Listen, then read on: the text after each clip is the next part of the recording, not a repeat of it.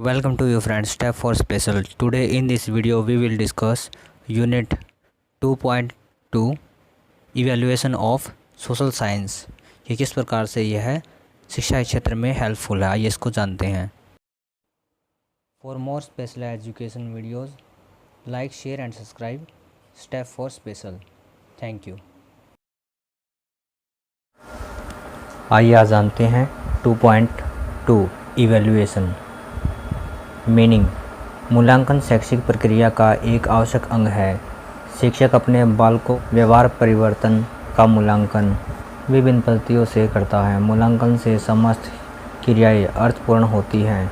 हम यह जान सकते हैं कि हमारे प्रयास कितने सफल रहे, जिससे हम भविष्य के लिए सतर्क व सावधान रह सकें। मूल्यांकन केवल ज्ञान की जांच ही नहीं है, इसका अर्थ व्यापक है। शिक्षा जगत में शैक्षिक उपलब्धियों को जानने का अपेक्षाकृत नया तरीका है। अब इसमें बताया गया कि मूल्यांकन है किस प्रकार से शिक्षा में अपना योगदान देता है और किस प्रकार विद्यार्थियों के आकलन में सहायक होता है, ये यहाँ पर बताया गया है। आइए यहाँ पर अब कुछ डेफिनेशन दी गई है, उनके बारे में जानते हैं। मूल्यांकन का अर्थ किसी वस्तु या प्रक्रिया का मूल्यांकन निश्चित करना है। इस प्रकार शैक्षिक मूल्यांकन से तात्पर्य है कि शिक्षण प्रक्रिया तथा सीखने की प्रक्रिया से उत्पन्न अनुभव के विषय में निर्णय लेना। सेकंड दिया गया अकॉर्डिंग टू हाना, विद्यालय द्वारा बालक के व्यवहार में परिवर्तन के विषयों में साक्ष्यों का संकलन तथा उसकी व्याख्या ही मूल्यांकन है। ये यहाँ पर इसकी डेफिनेशन बताई गई हैं।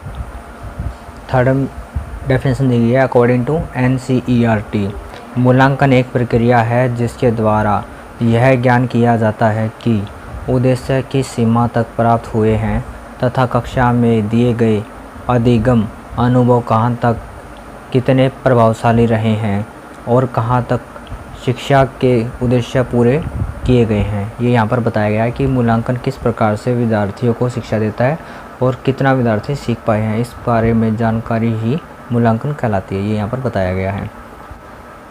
आगे नेक्स्ट डेफिनेशन दी गई है कोठारी आयोग। आइए इसमें जानते हैं। मूल्यांकन एक निरंतर चलने वाली प्रक्रिया है। यह पूर्ण शिक्षा प्रणाली का अभिन्न अंग है और यह शिक्षा के उद्देश्यों से घनिष्ठ रूप से संबंधित है। ये यहाँ पर बताया गया है। आगे दिया गया मूल्यांकन की परिभाषा के आधार पर निम्नलिखित निष्कर्ष निकाले जा सकते हैं। यहाँ पर बताया गया कि मूल्यांकन की परिभाषाओं के आधार पर मूल्यांकन के बारे में कुछ विचार रखे जा सकते हैं, जो कि इस प्रकार से हैं। फर्स्ट दिया गया है यहाँ पर मूल्यांकन की प्रक्रिया द्वारा किसी तथ्य, विचार अथवा घटनाओं के विषय में यह निर्णय लिया जा सकता है कि वह उपयोगी है या नहीं है। इसके लिए सबसे पहले उस तथ्य अथवा घटना के विषय में विवरण प्राप्त किया जाता है। यह गुणात्मक व मात्रात्मक दोनों प्रकार का हो सकता है। अब यहाँ पर बताया गया है कि किस प्रकार से मूल्यांकन किसी विषय में अपना प्रभाव दिखाता है और उसके बारे में जानकारी प्राप्त करने में हमारा सहयोग करता है। जैसे कि हम जानकारी को गुणात्मक और ऋणात्मक दोनों पक्षों में ले सकते हैं। गुणात्मक मतलब दिया गया है किसी के पॉजिटिव थॉट्स, और मात्रात्मक उसकी क्वांटिटी के बेस में दिया गया है कि कितने रेशो तक उसने अचीव किया है।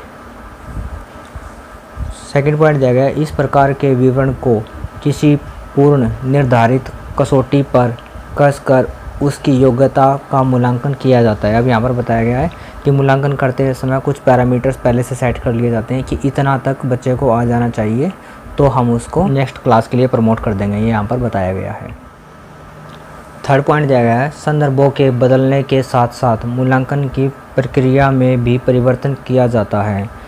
अतः नई परिस्थितियों के संदर्भ में मूल्यांकन की प्रक्रिया को दोहराना आवश्यक होता है। यहाँ पर बताया गया है कि आवश्यकता के अनुसार मूल्यांकन में परिवर्तन किए जाते रहते हैं, जो कि अपने आप में रिवीजन के लिए ज़रूरी हैं। आगे बताया गया स्कोप ऑफ इवैल्यूएशन। आइए इसके बारे में जानते हैं। बालक के सर्वांगीण विकास के लिए मूल्यांकन भी विस्तृत होना चाहिए।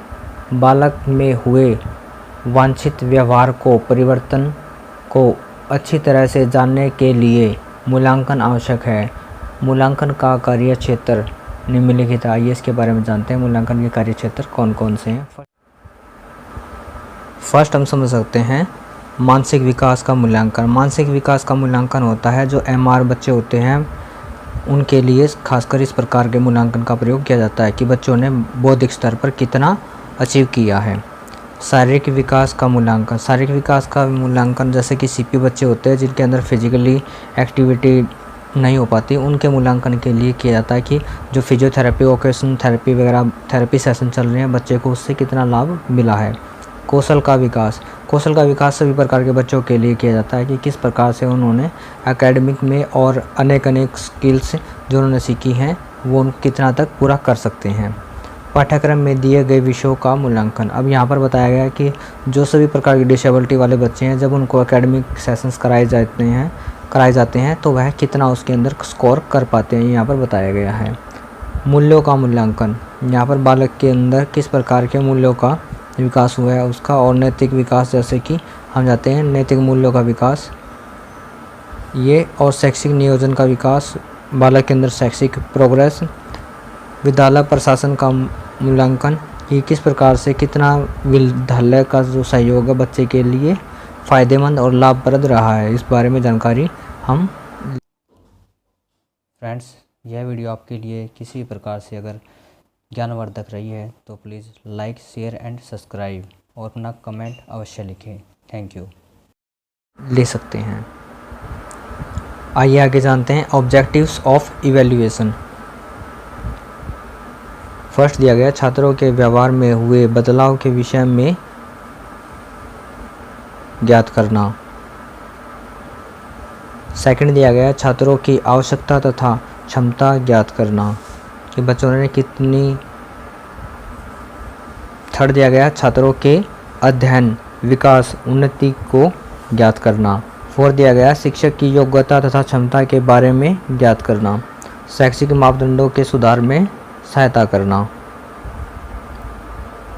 6 दिया गया छात्र के लिए योजना बनाने में सहायता करना। 7 दिया गया छात्र के विशिष्ट गुणों का मूल्यांकन करके शिक्षक द्वारा सामने लाना। ये यहाँ पर इसके ऑब्जेक्टिव्स दिए गए हैं जो इवैल्यूएशन के हैं।